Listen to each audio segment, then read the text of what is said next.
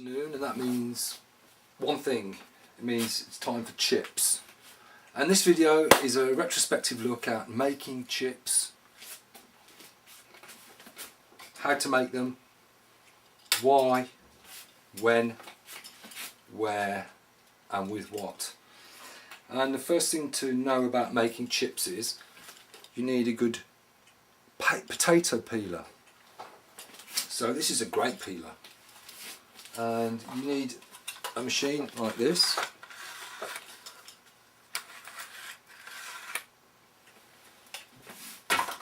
And so welcome to my video on making the perfect weekend chip. People often ask me, where do they come from, potatoes? And I say they come from Peru. They were invented in Peru, imported by the conquistadors into Europe, from where the Irish began eating potatoes as well, which led to the Great Potato Famine in 1850, which was an absolutely terrible event that was brought about by rotten potatoes. The country became so dependent on this staple that it starved basically because there was nothing else to eat. So something that's legendary about potatoes is you go in the army and for punishment they'll get you peeling spuds. Now this peeler was bought for me by my sister a long time ago. It's British and it's a great peeler. It makes, if they had peelers like this in the army, people would be crying out to be punished. It really makes light work, and you know, without one it's more of a struggle. God said, let there be good potato peelers, and it was so. So once you've got your spuds peeled, you take your machine, you stick them in there as long as they're not overly long, and you really enjoy yourself by doing that. Then into the pan with some water, let them stand for a while, like an hour, less maybe, but get rid of the starch is what you want to do. If you bought an American peeler, they're probably bigger, you know. I mean, this is not a massive potato, right? I know I've got big hands, but this is not huge. I don't know, this could be a Chinese peeler. American one, like the cars, it's going to be bigger. The Chinese though, they kind of know what they're doing. That is a chip. It's a fairly long chip. It's long enough really. And if needs be, you cut the ends off the potato or cut them in half. There's no doubt there's something inherently soothing about creating chips. They just tick the boxes of things that we can do to enlighten ourselves and to make ourselves feel better. You know, some people say, well, I like to jog or I like to paint. Pottery is my thing. I find that slicing chips is up there with those pastimes.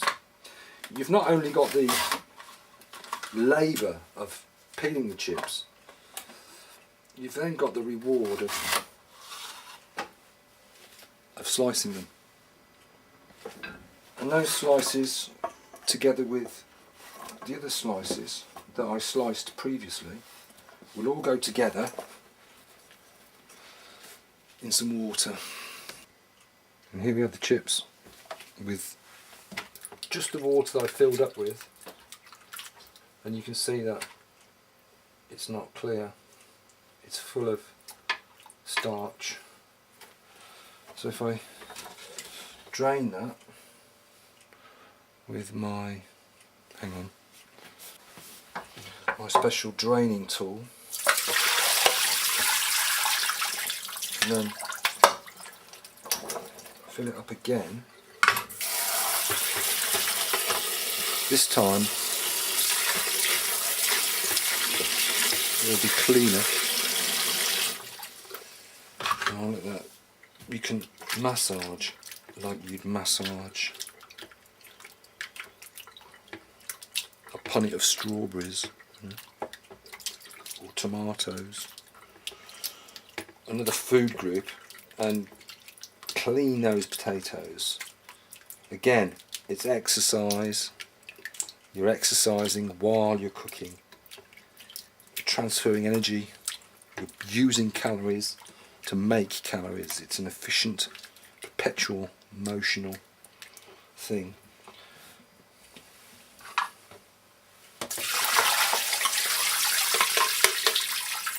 Do one more go. Now, while this is going on, handy tip, put your chip fat fryer on to get the oil hot. And this is a good moment to talk about something that's kind of like legendary in making chips, and that is, do you boil the chips or not? And I've tried boiling chips. You really need to rein in how long they boil for. Basically, don't bother. You can dip them twice, that's okay, because you find that the oil cools down when you put the chips in. The chips are going to be cold, so you're bringing the oil up to temperature, and then you've got cold chips going, cold potatoes going into hot oil. What's going to happen? Heat transfer comes out of the oil, goes into the potatoes, and you'll find that after 90 seconds, even less, your temperature's gone from 160 to 100, and that's just cooking in fat and not great. So you lift the spuds out and let the oil heat up again. The thing about heating up in water is you've got hotter potatoes. You've got a heat in the potatoes already, which is good. But if you go more than 2 minutes, you're asking for trouble, and it's a risk. You're running out on a high risk. And I'm not going to go out on a limb and recommend high risk strategies like that at this stage in the chip cooking process. If you're not careful, you can have doughy chips that aren't crisp. The other thing to point out is chip fires. If you live in wherever you are, a chip fire. What must you never do with a chip fire? You must never put water on it. Why is that? Because water and oil don't mix. If the chip pan catches fire, if it's an open pan fire, you put a serviette on it or a towel, you starve it of oxygen. Don't put vinegar on it, don't put petrol on it, don't put water on it. The chips are in here soaking now. Before I put them into the heated up fat, I'm going to show you a trick that I use. I'm having a bit of a problem finding something in this chaotic kitchen. If it's good enough for this man, it's good enough for all of us, right? Black socks, fashion sense excluded. Little chip oil is good. Something like this is exactly what I use, in fact.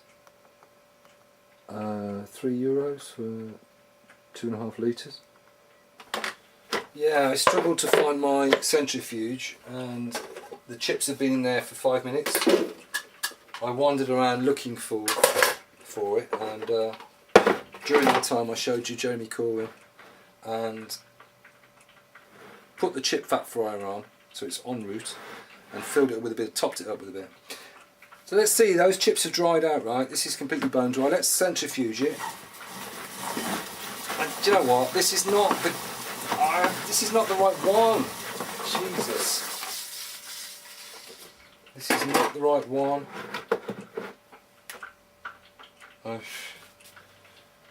Basically, you want to get as much water out of those chips as you possibly can before they hit that fat.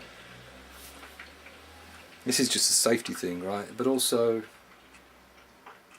the drier they are, the warmer they are.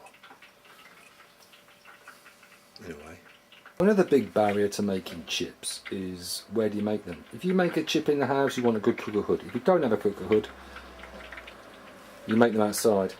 This is warming up, and it's outside, so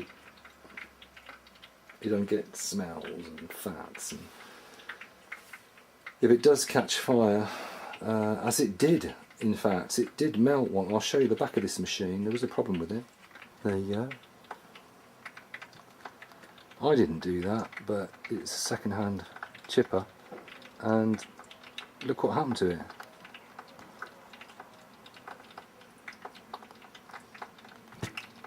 Some people will tell you that making chips has got nothing to do with the D-Day landings, but both of them required perfect timing, precision, and the ability to see through to the end.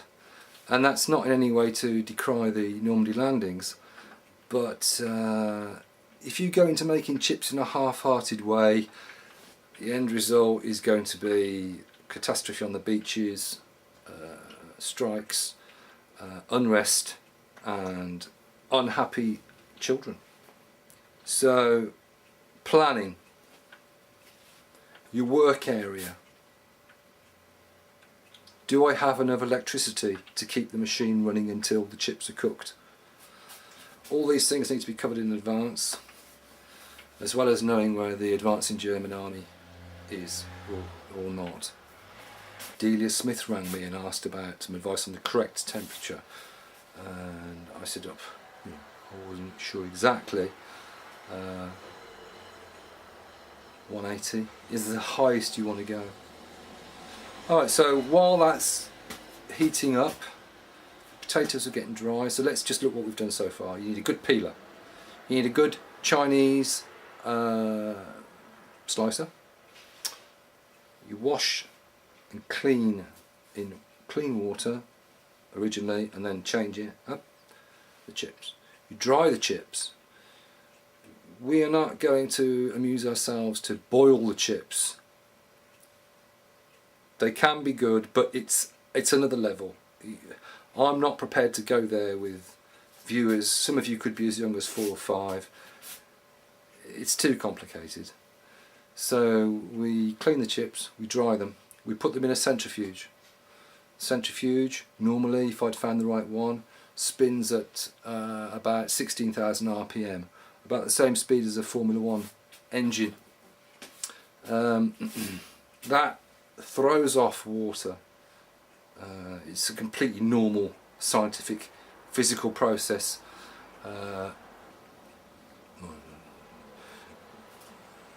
I saw a film last night, Life, with an amazing alien in it.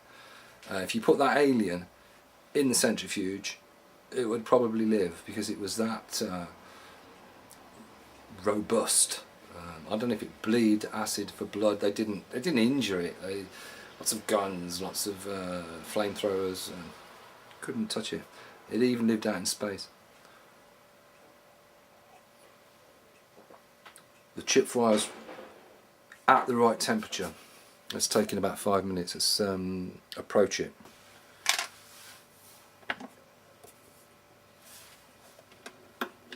We're constantly making judgment calls when we're making chips.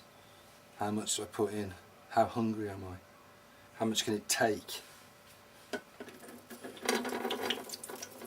Generally, the more you charge the pan, the harder it's got to work. Obvious. I'm putting all of it in. Shake this. Get them down there. Get them flat. We're running at 180. Okay. Now, I've topped this up so it's at a good level. Here we go.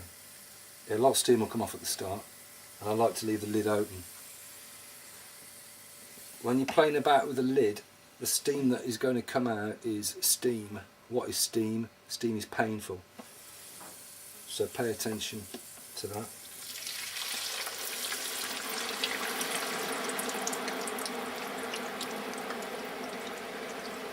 it's not overflowing. Let's close that. Now,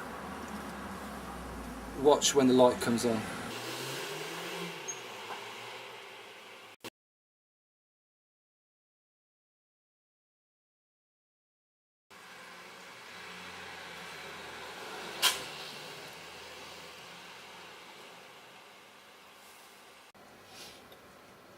Alright. So, now, if I drop this temperature down to, I don't know, minimum, that's telling me that the actual real temperature is anywhere between 100 and 120. Let's raise it back up. That's pretty good. But it's still cooling. Those cold chips are eating that fat heat. So I'm going to lift the chips out now. It's a fine line between not leaving them in long enough and leaving them in too long in cold fat. Butter apparently is now good for us. Yes, great news, butter's good, but this has led to more demand in butter and prices have gone up. It's still relatively cheap. You can buy a 250 grams or 500 grams of butter, of salted butter, and have a lot of pleasure with it for like €3. So the price is still okay. You're not going to say, do you know what, I'm not eating any more butter. It's good for me and I like it, but price rise, no. Never going to happen.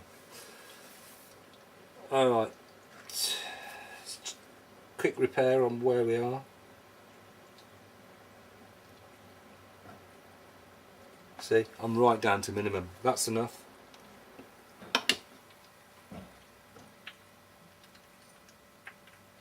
Lift the chips out up to 180.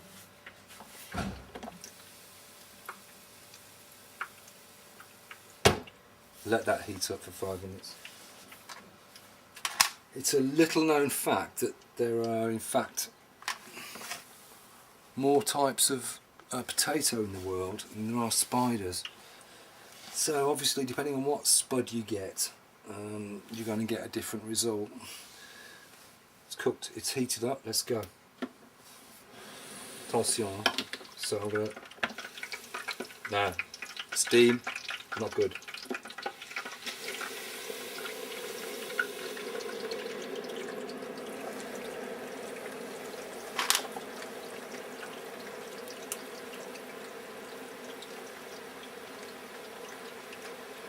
That's what I like to see. Healthy fat doing its job.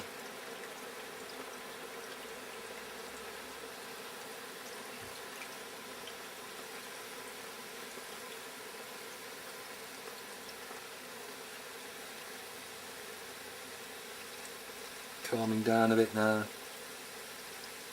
And again, the lights come on. Temperature's dropped. Of course, when we go to fairs and whatnot and we see people making chips, they're using more oil to the chip ratio. If you have a punnet full of chips in 10 litres of oil, you're laughing. I've got, I don't know, 2 litres of oil and a lot of chips. So the heat is sucked out, and it's heat that makes the chip. I'm stating the obvious here, but I need to fill the video, right? Because otherwise you'd just be watching a chip fry on it. If you try to make chips without hot oil, you will just have cold, oily potatoes. It is essential, I can't stress enough, to always use hot fat. Always plug it in. Don't try to be different. Don't try an alternate technique. The chips will just be cold potatoes with a lot of oil on them. Okay, so now the other thing that you need to work out is how long do I cook my chips for? Well, on this model,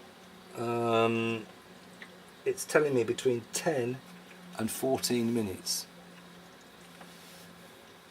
So there you go, between 10 and 14 minutes.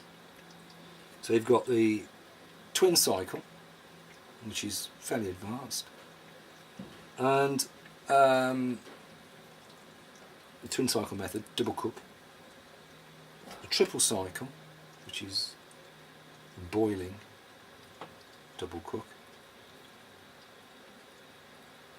and it's this last cycle that you want, depending on how long the first cycle was and the second where you fry them, another 10 minutes. This fryer is quite good in that you can see the progress of the chip.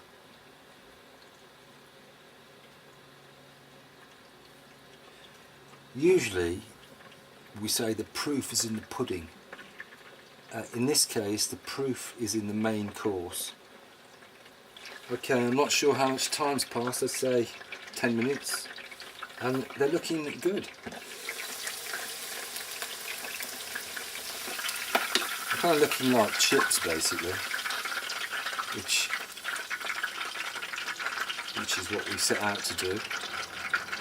I'm going to give them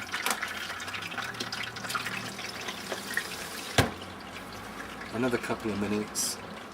Now if you're poor, or you run an electricity system where you need somebody on a bike to generate the power, you can turn the fat fryer off because there's enough latent heat in there to just, so you can save a bit of electricity, and I'm going to do that now in fact. So this light will go off, and already I'm making savings. What usually happens in a fish and chip shop is you go, you say, can I have some chips? And they say, what do you want with it? You go, have a Savoy. If you're watching this in America, you go and have a sausage, an onion, a Scotch egg. Eggs are not only a natural product and a great source of protein, they are great with chips. So I'm going to cook a few eggs quickly, and you want them runny so that they run all over the chip. This is where the timing comes together, and it really does take on a military style operation. Well, there's one that's not good.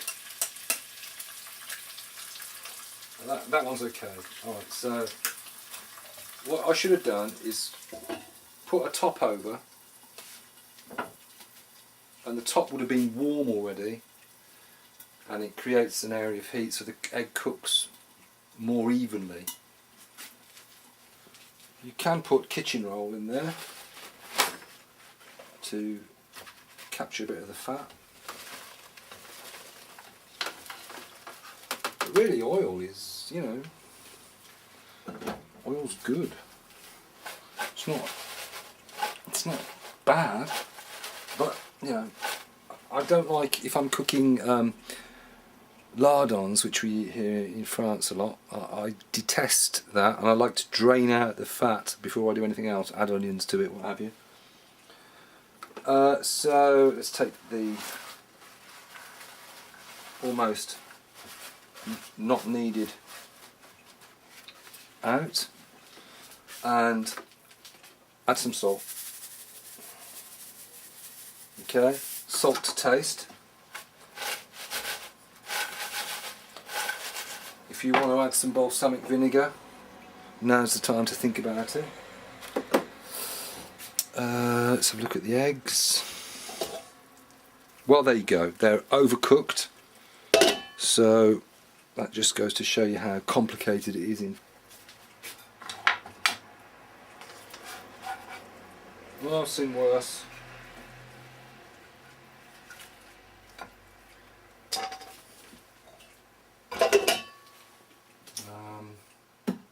great. So let's try it. Let's try a chip.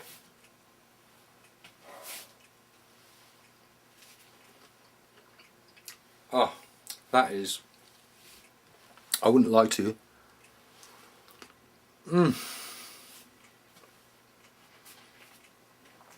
That is very good. Very Moorish. A lovely flavour. Nutty, a bit mural, with some pastiche of wind. I can feel a breeze. It's summer. It says, despite what's going on in the world, hydrogen bombs in the Far East, trouble and strife, people wearing black socks with trainers, there is still the chip. And you don't need to go to a chip shop. You can make them at home, providing you have electricity and a fryer and the necessary bits and pieces. So thanks for watching, and hope you enjoyed and learned something from this video.